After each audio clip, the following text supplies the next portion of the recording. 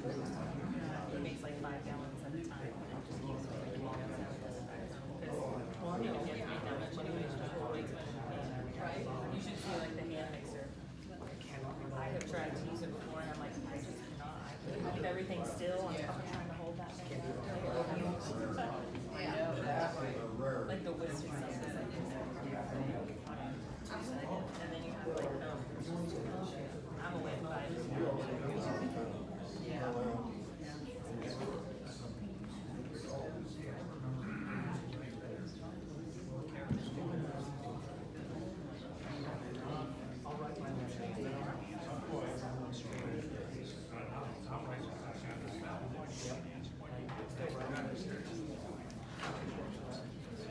Excuse me.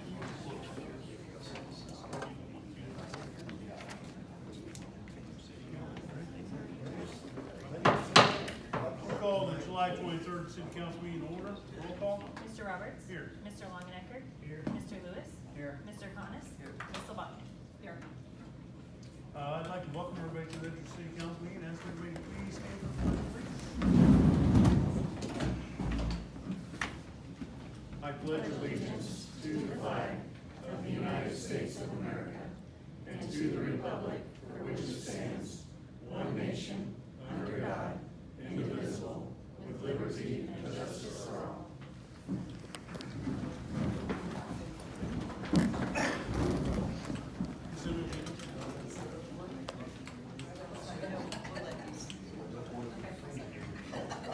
We have a motion second. Roll call. Mr. Longenecker? Mr. Lewis? Mr. Connors? Ms. Salbaka? Motion is carried 4-0. Item 6, declarations. At this time, if council members have anything to declare, any conflicts of communications that could influence your decision. Hearing and seeing none. Public comment. Members of the public are welcome to present their items of concern at the city council or to the city council. This council will not discuss or debate these items, nor will the council make decisions on items presented during this time. Speakers should address their comments to the city council only, not members of the audience or staff. Persons wishing to address the city council must sign up before the meeting begins. Speakers must provide their name and address for the record and are limited to 3 minutes. The maximum time limit for all speakers will be a total of 30 minutes. Dusty? The first one that I have is Carrie Schmidt.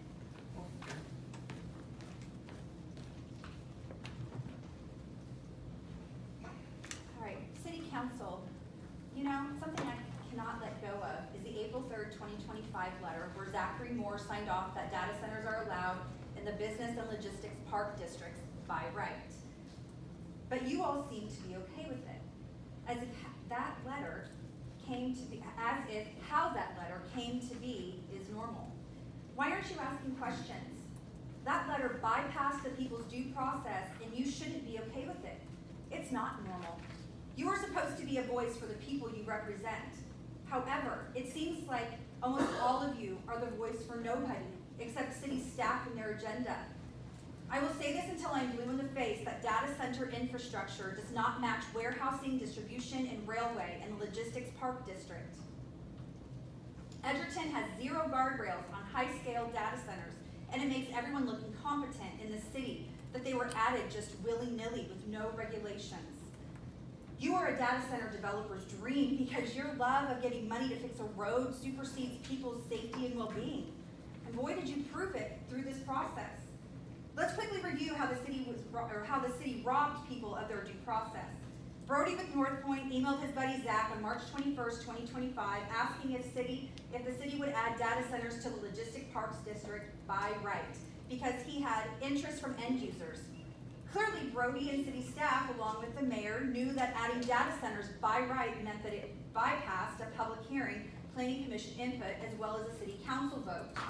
Since I found out about this letter, I've been calling Zachary Moore out, but 2 other people need to be called out as well because they would be the people to give Zachary the green light to add data centers by right.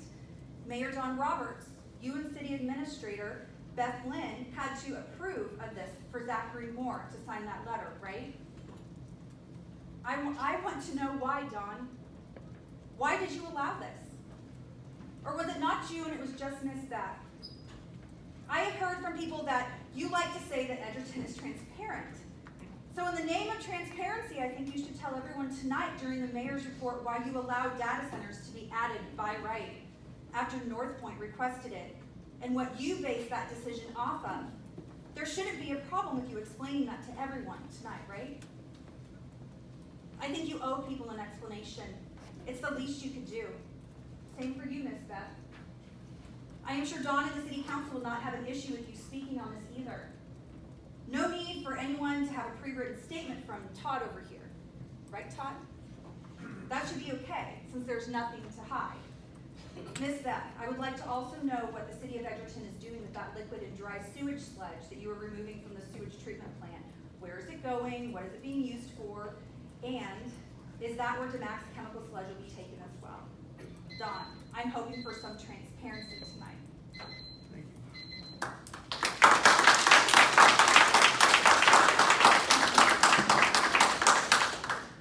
Next I have Stacy Montgomery.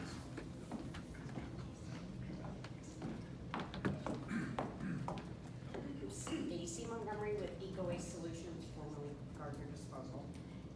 Mayor and council members, thank you for the time. I want to address our billing issues directly because you deserve straight talk, not excuses. Just a few months ago, the mayor raised serious concerns about our service reliability, missed pickups, communication breakdowns. We heard you, we fixed it directly, and I stand behind that. Billing has not met the same standards. There's no justification I'm gonna offer you. What I can offer you is accountability and a plan. So starting today, I'm going to be the direct contact for billing questions and issues. And I will guarantee a 24 to 48-hour response time on those. And I will be back here on August 6th to report again and make sure that we have met that commitment. Eco Waste Solutions stands behind what we are trying to accomplish and help keep this community clean. I appreciate your time. Thank you. Thank you. Next I have Kaylee Dressler.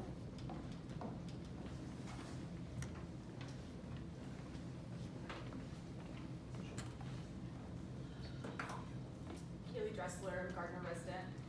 First, I want to remind everyone of Edgerton City Code 5.2 LP Logistics Park District, H.4. Any exterior fuel tanks must be located below ground. All below ground fuel tanks must meet, at a minimum, IBC, IFC, and KDHE requirements. Below ground fuel tanks must be shown on final site plans. This section applies to all fuel tanks installed after January 1, 2021. That's Edgerton Code. During Damax's appeal on July 16th at the special council meeting, their own attorney representative stated that their application included text and visuals clearly indicating generator fuel tanks will be below ground, which is in compliance of city code, so they're fully aware of this requirement. However, Mr. Winter also reminded us that the proposed generator pods have integral belly or sub-base tanks housed under the generator skid. By definition, these are above ground tanks. Sub-base generator tanks, or belly tanks, are designed as above-ground storage tanks that must not be buried or partially buried, lacking mandated anti-corrosion, structural strength, and leak monitoring requirements for underground storage tanks. Installing the tank below grade while mounted to the generator skid violates UL 142, standard for above-ground flammable and combustible liquids, and NFPA 30 guidelines, which regulate above-ground and underground structural integrity, corrosion, and venting. They may be placed below grade, emphasizing the difference between underground and below grade once more.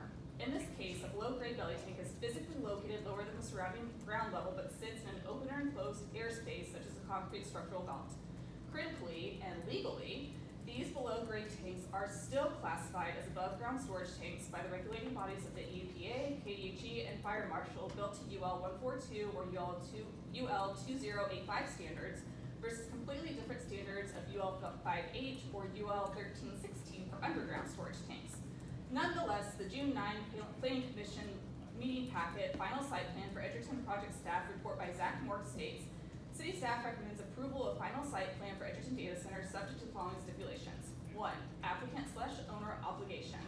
Site plan, when approved by the Planning Commission, shall create an enforceable obligation to build and develop in accordance with all specifications and notations contained in the site plan instrument.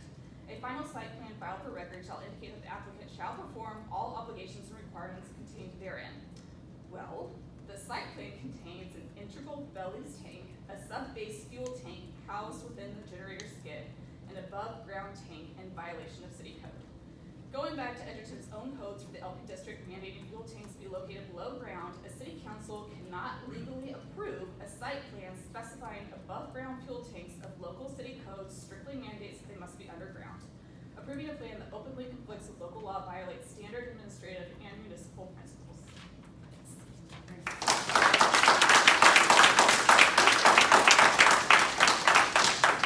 The last person I have is Kim Twinty.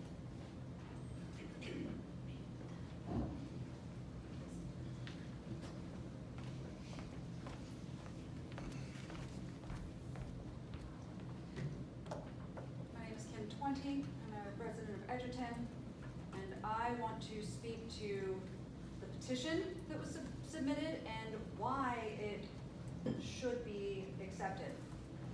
So, the petition is simply, citizens should be allowed to vote for these data centers coming in. And there are multiple reasons for this. Data centers have been a huge issue throughout the country.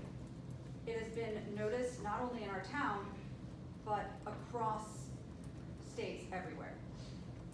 New York just recently passed a moratorium across the state on data centers. Resource scarcity and utility bills. Data centers require extraordinary amounts of electricity and water, which can stress local power grids and threaten to increase residential utility bills. Data center operators often are not transparent in their exact processes, which has been shown through this process. Citizens asked questions. DAMAC answered in circles. Never clear answers, not once. Citizens rightfully want to vote to ensure that these tech companies are not monopolizing resources or passing operational costs on to taxpayers. Environmental impacts. Citizens should be able to have a say in their health and environment. Numerous studies have shown that data centers contribute to noise pollution, air pollution, light pollution, and impact local water resources. This again goes with data center operators not being transparent. Government accountability and transparency. Tech companies frequently use non-disclosure agreements, vague language, and demand tax breaks. They use these to push their projects through.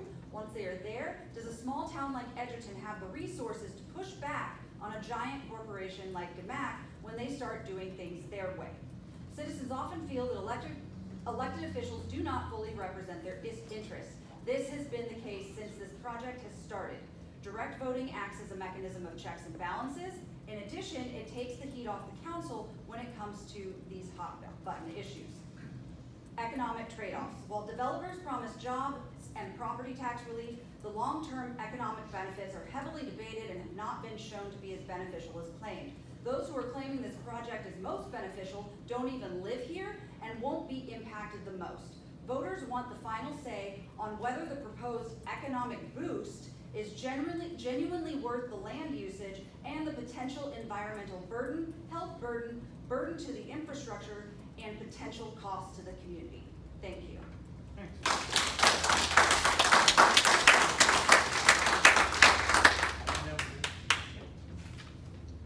All right, item 8, let's consider change order number 6 to Kansas Heavy Construction LLC for the East 2nd Street, Edgewood, and East 3rd Street reconstruction project.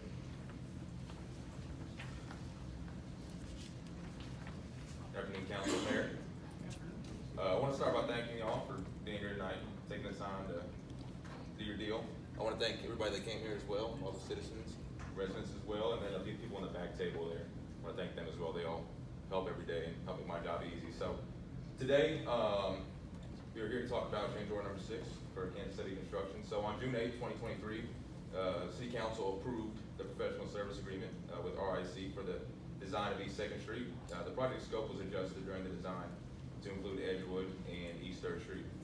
On December 12, 2024, City Council approved the concurrence to bid for the total combined project scope. April 24, 2025, City Council approved a budget adjustment for the project to set the total budget at $6.9 million. That same night, City Council awarded the construction contract to Kansas City Construction for the amount of $5.1 million. There have been 5 change orders this far for the project. Change order number 5 brought a contract amount to a total of $5.4 million. The project has reached a stage of substantial completion, right? And a punch list identifying the remaining corrective and closeout items has been provided to Kansas City Construction. minor in nature and do not affect the intended use of the project. So change order number 6 has been prepared to reconcile the contract quantities with the actual quantities incorporated into the work during construction. Based on the final measured quantities, the contract amount will be reduced by $37,438.20. Also included in this change order is an extension of time to allow a safety railing located at the culvert along 2nd Street to be manufactured and installed. This change order proposes a completion date of October 15th. Kansas Heavy will complete the remaining punch list items in accordance with the contract documents. Upon completion of these items and submission of the required closeout documentation, the project will be eligible for final closeout and payment. The details of change order 6 are attached for your review. So city staff recommends the approval of change order number 6 to Kansas City Construction for the East 2nd Street and Edgewood and East 3rd Street reconstruction project. Questions, comments? No, I'll make a motion to accept. Motion is second to accept agenda item 8. Roll call. Mr. Longenecker. Aye. Mr. Lewis. Aye. Mr. Connors. Aye. Ms. LaBeouf. Motion is carried 4-0. Okay. Item 9 is consider change order number 1 to the professional services agreement with Scarecrow Farm and Lawn for right-of-way mowing and edge maintenance. Good evening, Mayor. Good evening, Council. So on February 26th of this year, City Council approved a professional services agreement with Scarecrow Farm and Lawn for mowing and edging services from the years of this year to 2028. The contract was awarded in the amount of $22,152. The contract includes mowing of areas held within the grade separation project area. However, as the growing season started, staff learned that there were 2 parcels that did not get included. There is one of them there on the north side of 207th, and then the other one is there sandwiched between the turn off to the old alignment to the new one. And so change order includes those 2 areas. Number one is $110 per mow, with number 2 being $165 per mow. Each year there's 16 scheduled mows, and for this calendar year, because we're partially through it, there will be 10 mows scheduled for the remainder of this year. So in 2026, that would be an increase scheduled to be $2,750, and then each consecutive year with 16 mowings each, that would be $4,400 annually to include those 2 parcels. So the mowing contract for 2026 would increase to a total of $25,902, and then for the 2 subsequent years, $27,552. Staff recommends approval of change order 1 to Scarecrow Farm and Lawn, and with that, I'll stand for any questions. Questions or comments? Do we have a process to evaluate whether it's more economical to do mowing in-house as opposed to hiring a contractor? So the process of going out for bid started initially for safety concerns along Homestead, and then it became an avenue of having so much land to mow versus the ability to handle it staff. We don't have a mechanism per se that actually does that live to see if this portion is worth adding compared to ours. But when we did this originally, that was an original parcel that was in there, and then when we went for the rebid process, it was not. And so the majority of that decision was made the first time we partnered with these folks, there's other contractors before, to determine that that area there tied to the project was high enough volume that there were limitations of doing that.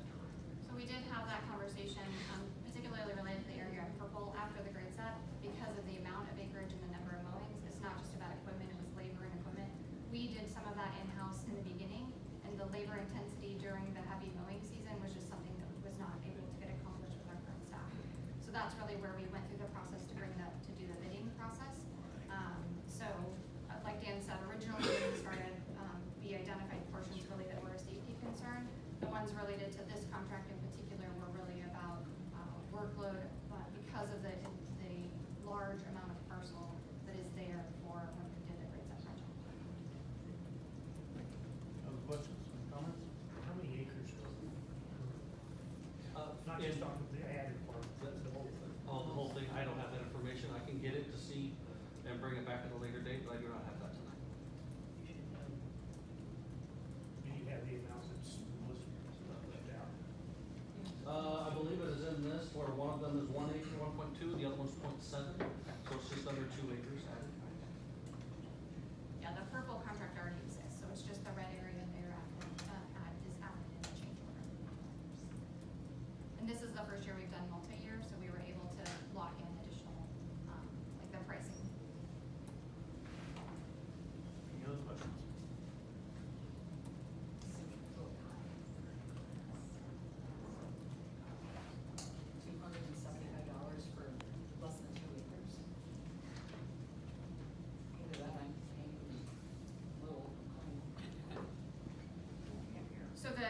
I understand it, it was an extension of quantity generally, is that right?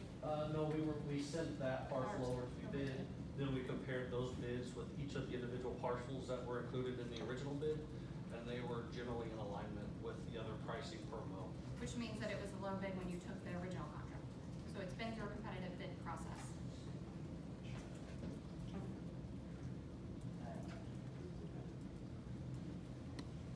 Any more questions? I'll make a motion to approve. I'll second. Motion second, roll call. Mr. Longerenka. Aye. Mr. Lewis. Aye. Mr. Connors. Aye. Ms. Lamar. Motion's carried 4-0. Item 10, consider authorization to submit to KDOT Carbon Reduction Program, CRP, grant application and a $200,000 local match for the Nelson Street pedestrian corridor improvement projects. Welcome back, Rob. Hey again. How you guys doing again? All right, so today I'm here asked to consider authorization to submit a KDOT CRP, or also known as Carbon Reduction Program, grant application and a $200,000 match for what I call the Nelson Street pedestrian corridor improvement project. So KDOT administers the Carbon Reduction Program, which makes state and federal funding available to Kansas communities for projects that reduce transportation emissions, including pedestrian and active transportation infrastructure. KDOT has indicated it is prioritizing small Kansas communities that are ready to deliver accessible pedestrian improvements. Toward this goal, city staff have identified the following alignment with city priorities: the Envision Edgerton 2050 Comprehensive Plan, the Edgerton Trails Master Plan, the Downtown Edgerton Master Plan, and the city's 2026 Citizen Survey. City staff are currently in scope negotiations with an engineering firm for the future Safe Streets for All Safety Action Plan, or the Edgerton Safety Action Plan. That work has not formally begun, but during those discussions, the firm notified city staff that there is CRP funding that is currently available. This is competitive, state funded. There's a possibility that this specific funding will not be available again after this cycle. So the Nelson Street pedestrian corridor improvement project is not included in our current CIP.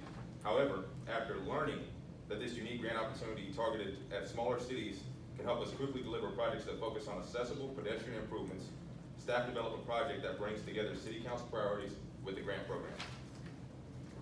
So this project would reconstruct sidewalks and ramps on both sides of Nelson Street, from East 3rd Street to West 8th Street, to meet current ADA and PROAG standards.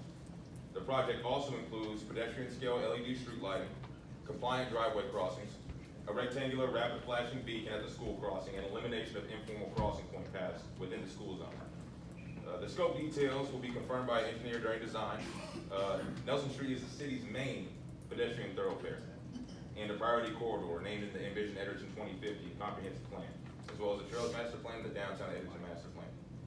This project will close all existing sidewalk gaps and create a complete continuous pedestrian route connecting residential neighborhoods, Edgerton Elementary School, and the downtown Edgerton for families, students, older adults, and residents without reliable vehicle access. The total estimated project cost is about $875,000, $350,000 for sidewalk construction, $316,000 for street lighting, $208,000 for design, mobilization, and site construction, including utility relocation, grading, restoration, drive approaches, pavement markings, and signage. Staff are requesting $1 million in CRP funding, which includes contingency for bid pricing and utility relocation uncertainty. This is a competitive grant program and awards are not guaranteed. Staff recommend applying for this project. Staff propose using unencumbered fund balance in the general fund for the city's match. If the city is not awarded funding in this cycle, there's a possibility that the specific funding opportunity will not be available again. So if the city is successful in being awarded this grant, staff will notify council and bring forward the project design and construction contract along with any necessary budget amendments at a future council meeting.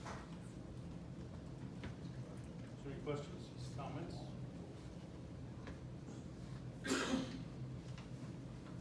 So I assume the construction phase of this would happen during the summer? Yes, 100%. If we get Yes. awarded. Now there is a 14-month cycle with this one, and Dan, what were you speaking to on that one? So I believe it was last year with some projects associated to this where KDOT took 14 months to approve the grant. And so we would just do our best to schedule all construction to happen during those summer months when the school's not in session. So at this point, it is extremely flexible for you.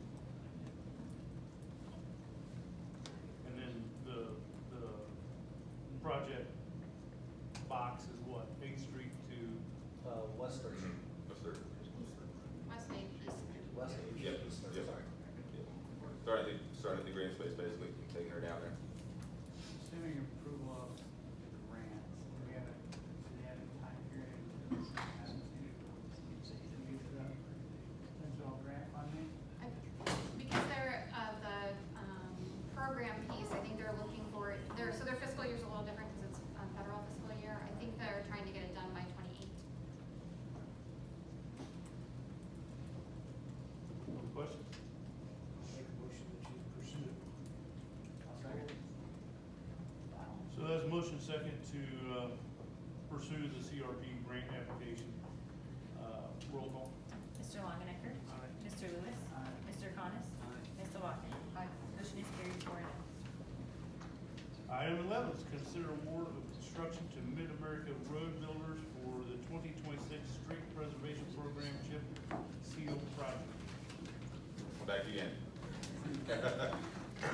So this is to consider the award of construction to Mid-America Road Builders for the 2026 Street Pres, the chip seal project. So during the last work session, city identified the 2026 Street Preservation Program for the street infrastructure in selected areas as determined by city staff using tools in the pavement management program. So the 2026 Street Preservation Program included 3 categories of work: a pavement marking project, a concrete project, and this chip seal project. City Council approved the contracts for the pavement marking project and this concrete project at the May 28, 2026 City Council meeting. The chip seal project is being brought to City Council today. So on July 10, 2026, the City of Edgerton held a public bid opening. A total of 3 bids were received, opened, and read aloud to the public. The project consists of approximately 10,990 square yards of chip seal surface treatment in the residential portion of Edgerton, including West 7th Street, West Hewlett Street, 1st Street, and East Hewlett Street, and East McCarty Street, shown in green on the map enclosed. The total bids were with Mid-America Road Builders was for $47,238.62. Vance Brothers bid $71,740. APAC bid $77,545.30, and the engineer's estimate was $56,441.13.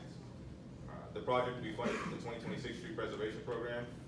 Obviously, this year's consists of 3 different projects, or 3 projects within the one. So our original budget was $147,000. The chip seal, if we were to award it to Mid-America Road Builders, would be $47,238.62. The pavement marking project is $18,363, and the concrete project is $60,135, leaving us a total of $21,263.38 remaining in the 2026 street preservation budget. So the recommendation is that we reviewed all bids and recommend approving the award in the amount of $47,238.62 to Mid-America Road Builders. So bids have been provided and closed with documents, and the project name has been previously approved by the city attorney. Questions? Beth, can you show the map? Thank you. I was gonna say, it Yeah. mentions the map, but it's the same. Sorry, looks like it wasn't in the packet.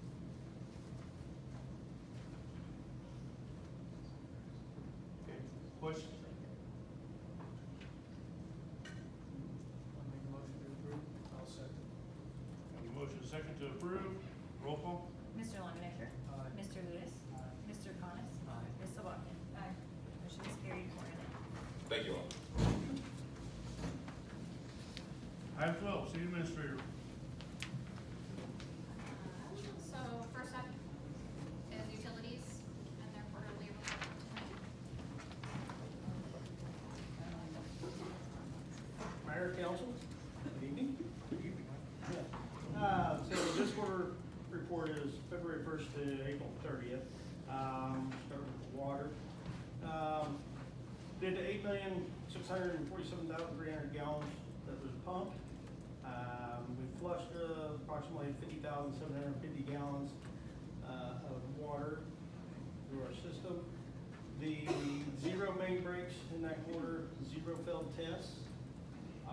In our testing, we do daily chlorine, 365 days a year. 6 back-T tests, and then the first quarter stage 2 disinfection byproduct rule was conducted. Testing man hours, there's an average testing of the water about 1 hour a day, which equals about 6 hours a month. No, the back-T test, not 6 hours a month, I'm sorry, daily chlorine about 1 hour a day. And then the stage 2 test takes about 3 hours, and there are 4 of those per year. The floors at Baldwin and Spoon Creek booster pump stations, they have been prepped and are waiting to be paint. The Edgerton Road water tower was inspected on the interior. It was cleaned. Any rust or anything in it was touched up. And then the other 2 towers, they received their exterior inspections during that quarter. we conducted our mapping program, or started our mapping program. The, all valves, meters, hydrants, blow-offs, and all system assets were located, cleared throughout the entire system for mapping, from Baldwin to Edgerton, all inside of Edgerton.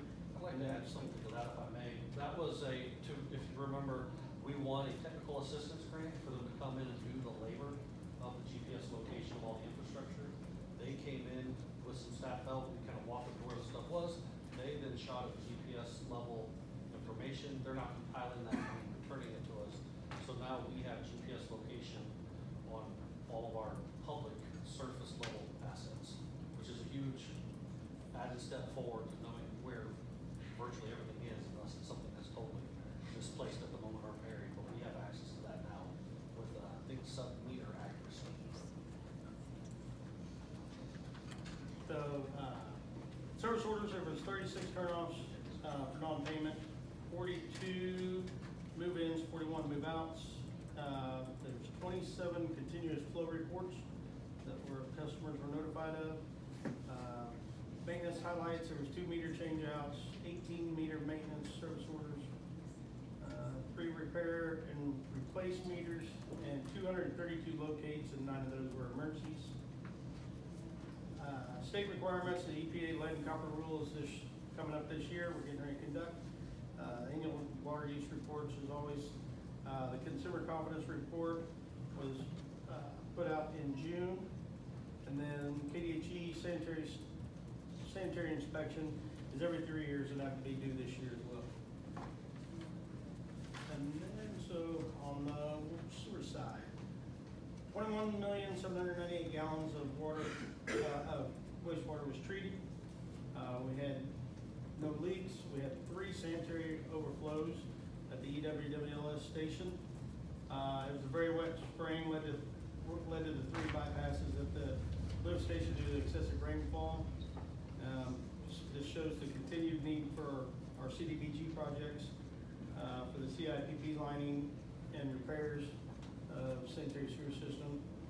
It helps reduce the I&I, which reduces the frequency of the sewer overflows during high rain events, lowers treatment costs, and at the plant by eliminating stormwater infiltration into our system. As far as plant maintenance, 204,264 gallons of liquid sludge was processed into estimated 102 dry tons of sludge that was removed. Approximately 10 daily maintenance operations. New pump was purchased and installed at the headworks. Clarifier 1 had maintenance done. Drive assembly was fixed and a stuck clarifier arm. There was 10,618 events on our SCADA system, which that includes the water alarms, sewer alarms, everything within the plant. Not all of them are emergencies, but they still drive an event. Lift station maintenance, EWWS is inspected 3 times a week and the grade is dumped. West 8th Street lift station gets a weekly inspection. Pump maintenance was performed on the pumps in EWWLS as they were plugged with rags and flushable wipes. Lift station, West 8th Street repair and maintenance. The sewer jetting program, our annual sewer jetting program, started this quarter for 2026, where we clean every line within the city. And crews also removed 2 sewer line plugs caused by flushable wipes and grease. For certifications, we have 1 Class 3 operator, 1 Class 2 operator, and 1 Class 1 operator within the city. Manhole lining project, which don't have a project quite yet. However, the city was sought out for a demo for an H2S manhole lining. The work was performed on a manhole on the intermodal conveyance line. The lining is designed to protect the manhole from further deterioration. And that concludes that. If there's any questions? I do have one question. Back on the water towers. You said that they'd all been cleaned and touched up at the exterior water tower, just inspect on the interior. What's the schedule on that? So every other year, so each tower gets an interior inspection and an exterior inspection, but they alternate years. This year was Edgerton Road's interior. The other two, County Line and Edgerton Manor will get their interiors done next year. Yeah, I just wondered how often that happens. Yeah. So, and then they have a schedule of painting on interior and exterior. In the middle of those schedules, they do the touch-ups, sandblasting little spots and then touch them up until it's time for the regular paint, or new paint. On the wastewater side of things, can you explain for the folks that may not have not been through this or seen this before, what happens with the 204,000 of liquid sludge and 102 tons of dry sludge? How that gets removed, where does it go, that kind of stuff? So, we have a process that turns the liquid sludge into a dried sludge like dirt. We have a contract with a disposal company that's regulated by the EPA, as we're regulated by state or NPDES permit and the EPA as well. For the 503 regs on that facility. I had a question on the water slide also. I asked this last time, but you guys didn't answer. The 42 move-outs, are those families moving out? So they're probably, I don't know the exact answer to that. I was tend to think that it was a sell of a house or move out where we had to go out, shut the meter off, and then go turn it back on because somebody moved in. It's change of name. So anytime someone wants to change the name on their account, it's considered a move out. Yeah. And would non-payment also be included in that? So the non-payments are the, One more about that. yeah, the 36. Yeah, the 36 number is that. Right, okay. Yeah. All right, thanks. Any other questions, comments? I will say, on the 41, that would include changing from the name Lennar to a new homeowner. So anytime that's a new build, right, again, if you're changing the name of any kind, that wouldn't be included in a move out. So just keep in mind, if it's a new build, the builder would hold it, often gets the meter first, and then goes to the new owner. Yeah, and I'd say if you haven't paid attention to the water farms, they're moving along again on houses. Any other questions, comments? All right, thank you. Have a good evening. Next is community comment.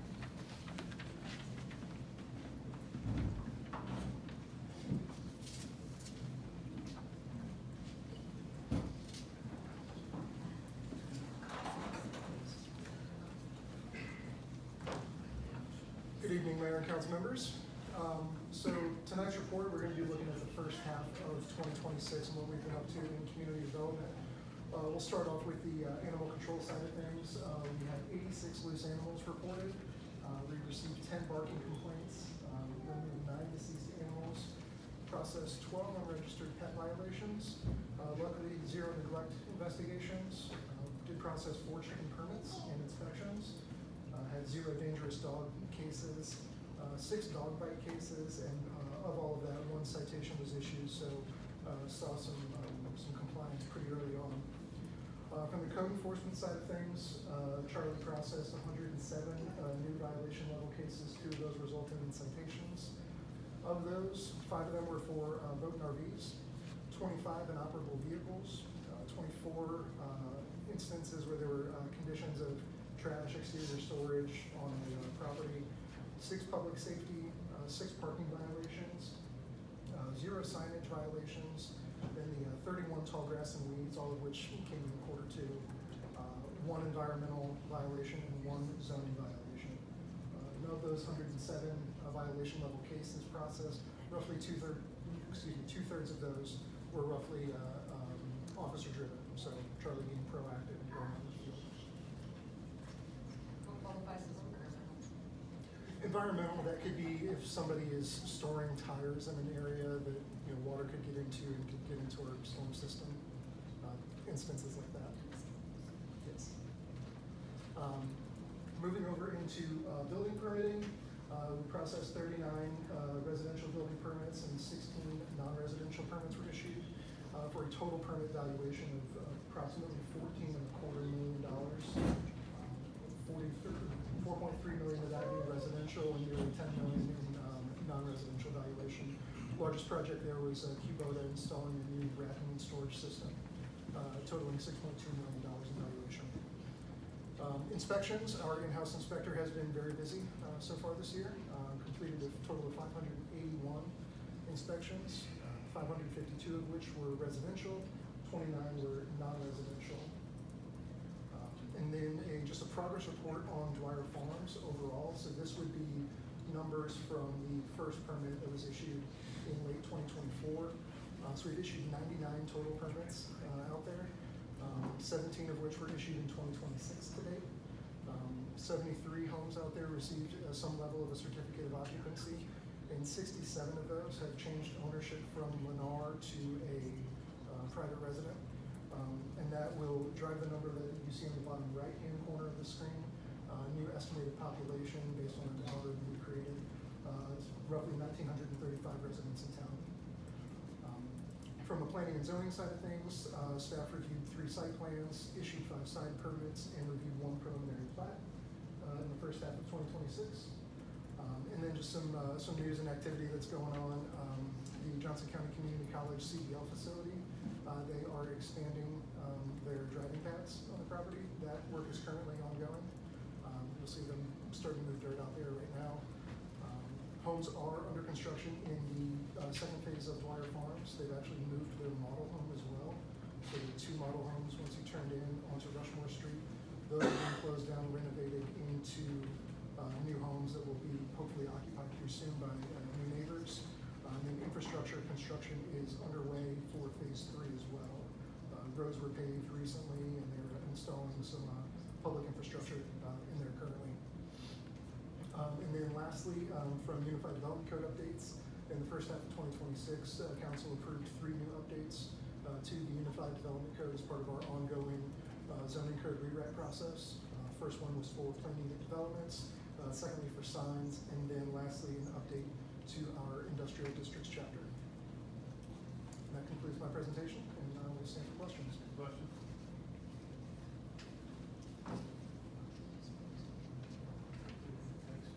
Thank you. Thanks, Zach. All right, last is Captain Dirk.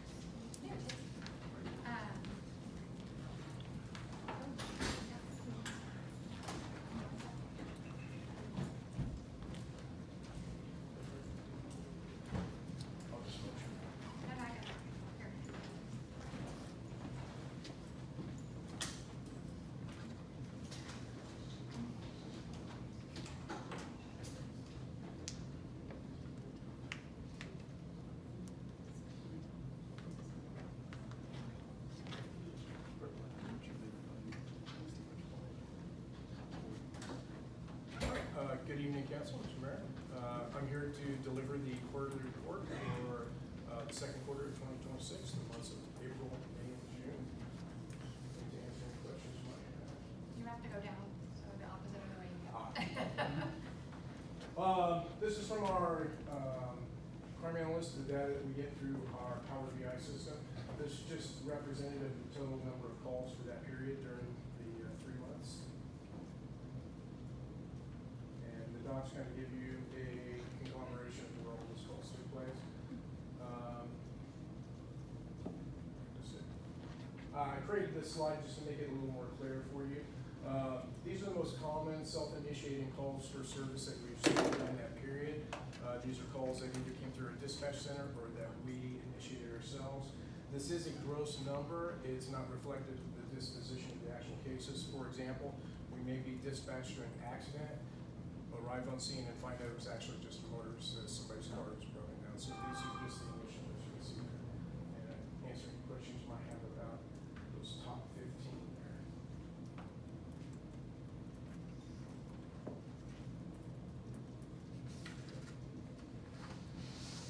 This is a graph showing the type A and type B offenses, misdemeanors and felonies that have taken place. You'll see the group B offenses are 23, not a total of 23, and total offenses 66. On the left side, you'll see the Group A offenses in the pie chart. Each one is represented by a percentage of the number of actual incidents. I created a slide for that as well to break that down a little bit easier for the way this looks right here. The Group B offenses on the left, are your lesser offenses. And this is kind of the breakdown that goes right there. Your Group A offenses and Group B, the number on the left is for this current period. The number on the right is the same period last year, to give you an idea of comparison there.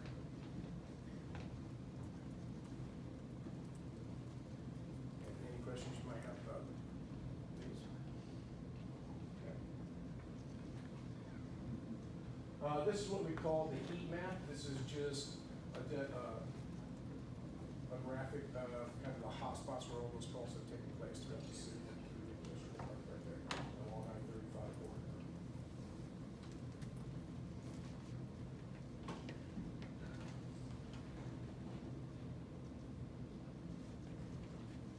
This right here is the number of accidents for this period. You'll see there are actually 4 right there within the city proper, and then we have 2 there right off the Homestead Way and 1 right off the 56, so 7 accidents. All of these were non-injury accidents with damage under $1,000.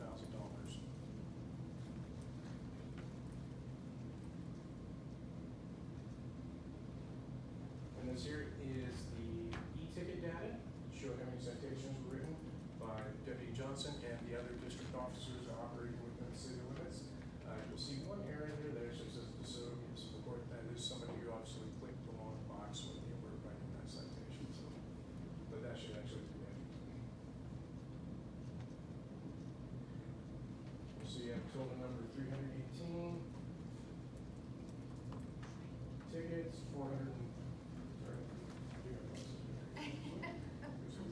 414 violations and 242 warnings.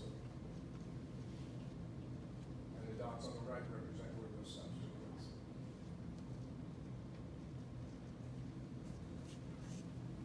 This last one right here is just the activity of our fugitive apprehension unit, our warrants division. During this period, only 1 warrant was executed. You'll see it there out on the edge of the unincorporated area there. So not much activity regarding that here. And that's the information I have. Happy to answer any questions you might have. Questions? All right. Thank you very much. Thank you. Appreciate it. That's all I have tonight. Okay, reports from the meetings. I actually don't have a report tonight. Todd, you got a timeline estimate? 15, 20? Let's go 20. That way we can clear the room. Takes a little longer. Which is consider recessing into executive session pursuant to the attorney-client exception to include the city attorney and city administrator for the purpose of consultation with an attorney, which would be deemed privileged in the attorney-client relationship, ASA 75-2319B2, for a time limit of 20 minutes. We'll start at 7:50 and we'll come back at 8:10. We have a motion. Motion second, roll call. Mr. Longmaker. Mr. Lewis. Mr. Coniff. Ms. Sawato. There's Ms. Terry for an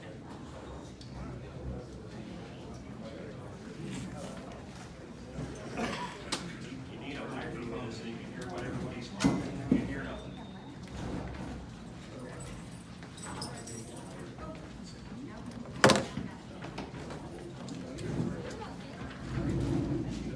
You're taking it, right?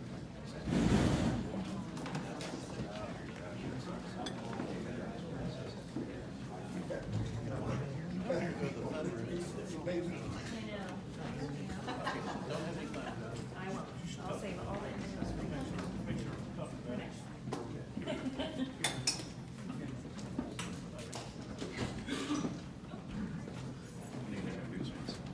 It's County Ellsworth. She used to work in the city of Edgerton.